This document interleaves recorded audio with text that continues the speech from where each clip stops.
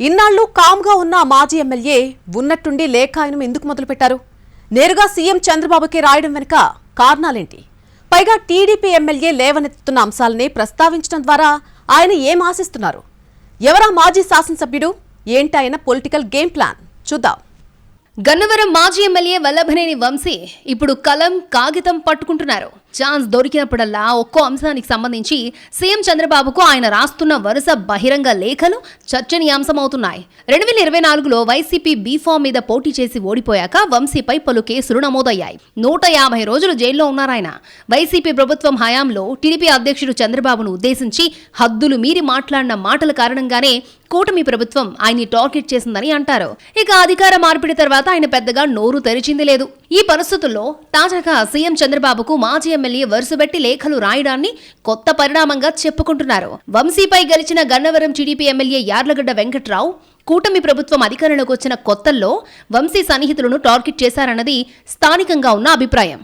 పలు అంశాలపై వంశీ టార్గెట్ గా ఎమ్మెల్యే రకరకాల ఆరోపణలు చేస్తున్నారు.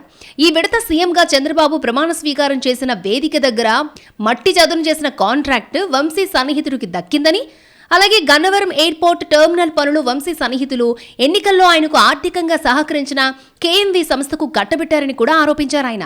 ఆ రకంగా ప్రత్యర్థి పదే పదే చేస్తున్నా ఎక్కడా స్పందించని వంశీ ఇప్పుడు వెంకట్రావు ఆరోపణలు సహా నియోజకవర్గ సమస్యలపై నేరుగా సీఎం చంద్రబాబుకు లేఖలు రాయడం చర్చనీయాంశమైంది. గన్నవరం టెర్మినల్ పనులు చేపట్టిన కేఎంవి సంస్థ తన సన్నిహితులదంటూ ఎమ్మెల్యే యార్లగడ్డ చేసిన ఆరోపణలపై సిబిఐ దర్యాప్తునకు ఆదేశించాలంటూ లేఖలో రాశారాయన. ఎక్కువ మొత్తానికి పనులిచ్చారని యార్లగడ్డ చేసిన ఆరోపణలపై విచారణ జరిపించి ప్రజాధనాన్ని కాపాడాలని కూడా లేఖలో కోరారాయన.